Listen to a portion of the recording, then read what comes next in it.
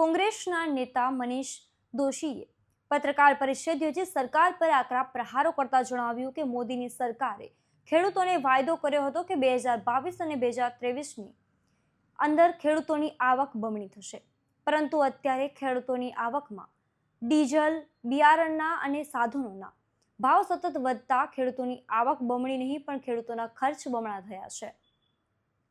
નમસ્કાર, તમે જોઈ રહ્યા છો ગુજરાત પ્લસ ન્યૂઝ અને હું છું મમલ। તો આવો સાંભળીએ વધુમાં મનીષ દોશીએ શું કહ્યું।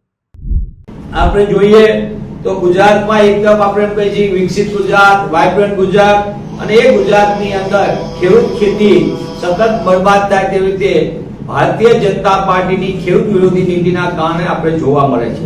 તેવા સંજોગોની અંદર એક તરફ સતત ખેતીની જમીન ઘટતી જાય છે ગુજરાતમાં અને ખેત મજૂરોની સંખ્યામાં સતત ઉમેરો થતો જાય છે।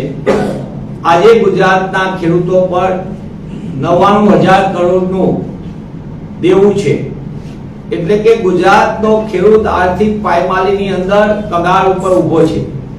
ખેતીની સંખ્યા, ખેડૂતોની સંખ્યામાં આપણે જોઈએ બીજા ખેડૂતો બહુ નોંધાય, પણ સાચા ખેતી સાથે જોડાયેલા ખેડૂતો એની ખેતીની જમીનો ઘટતી જવાના કારણે એ લોકો મોટા પાયે આર્થિક મુશ્કેલીનો સામનો કરે।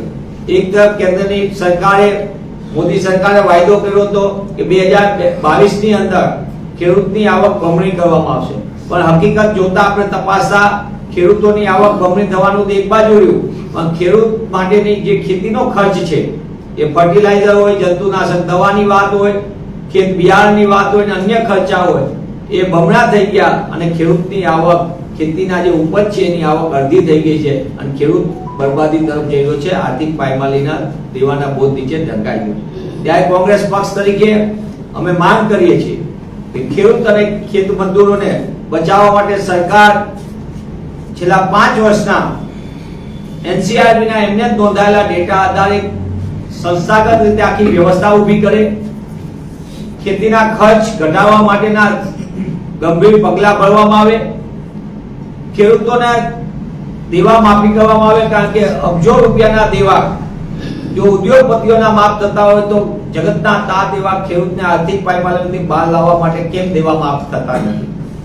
કોંગ્રેસની તત્કાલીન સરકાર ડોક્ટર મનમોહનસિંહજીના નેતૃત્વમાં કોંગ્રેસ પક્ષે દેશની અંદર 72,000 કરોડના દેવા માફ કરીને ઐતિહાસિક રીતે ખેડૂતોને આર્થિક પાયમાલીમાંથી બહાર લાવવા માટેનું એક નક્કર પગલું ભર્યું હતું, પણ દુઃખ સાથે કહેવું પડે કે ભારતીય જનતા પાર્ટીની કેન્દ્રની મોદી સરકારે ખેડૂત ખેતીને આર્થિક પાયમાલીથી બહાર લાવવાને બદલે ખેડૂતને ખેતી આર્થિક પાયમાલીમાં ધકેલાઈ જાય તે દિશામાં કામ કરી રહ્યા છે। એ આપણા સૌના માટે ચિંતાનો છે। હું પુનઃ એ માંગ કરું છું, ખેડૂત અને ખેત મજૂરોની માટે સરકાર નીતિ બનાવે, ખેડૂતોને ટેકાના ભાવ ગંભીરતાથી મળે તે દિશામાં નક્કર કામ કરવામાં આવે અને ખેતીના ખર્ચમાં ઘટાડો કરીને સરકાર ખેડૂત અને ખેતીને બચાવવા માટે નક્કર પગલાં ભરે તેવી કોંગ્રેસ પક્ષની માંગ છે। મનીષ દોશીની વાતથી તમે કેટલા સહેમત છો, શું વિચારો છો, કોમેન્ટ કરીને એમને જરૂરથી જણાવજો। અત્યાર માટે બસ આટલું જ, ધન્યવાદ।